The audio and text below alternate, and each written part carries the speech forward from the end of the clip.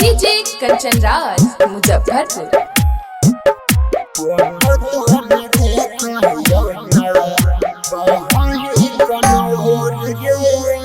Photo तोर देखियो त बहलोर गे। फोटो तोर देखियो त बहलोर गे। लिखल है तो दिलावा पर अभियो नाम तोर गे। फोटो तोर देखियो त बहलोर गे। लिखल है तो दिलावा पर अभियो नाम तोर गे। फोटो तोर देखियो त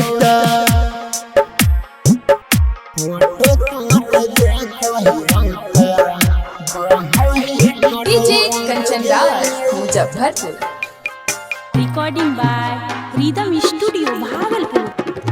अपन यारावा के दिल जान छोड़ गे।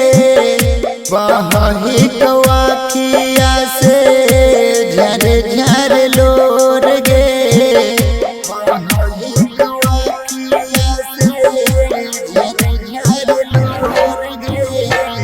अपन यारावा के दिल जान छोड़ गे। वही कवाखिया से झर झर लोर गे।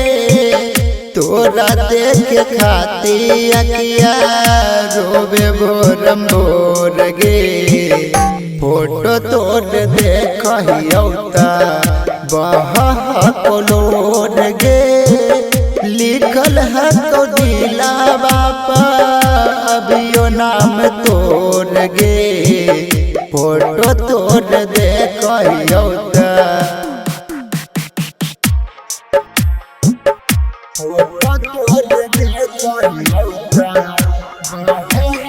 डीजे कंचन राज मुजफ्फरपुर।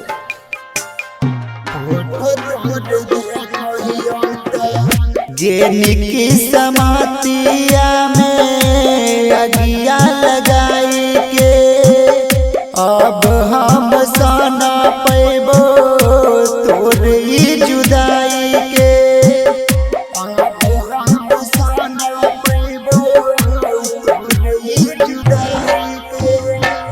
जेनिकी समातिया में अगिया लगाई के अब हम साना पैबो तोर ई जुदाई के। मन करो चल रहियो सारी दुनिया छोड़ के। फोटो तोर देखियो त बहलोर गे। लिखल है तो दिलावा पर अभियो नाम तोर गे। फोटो तोर देखियो त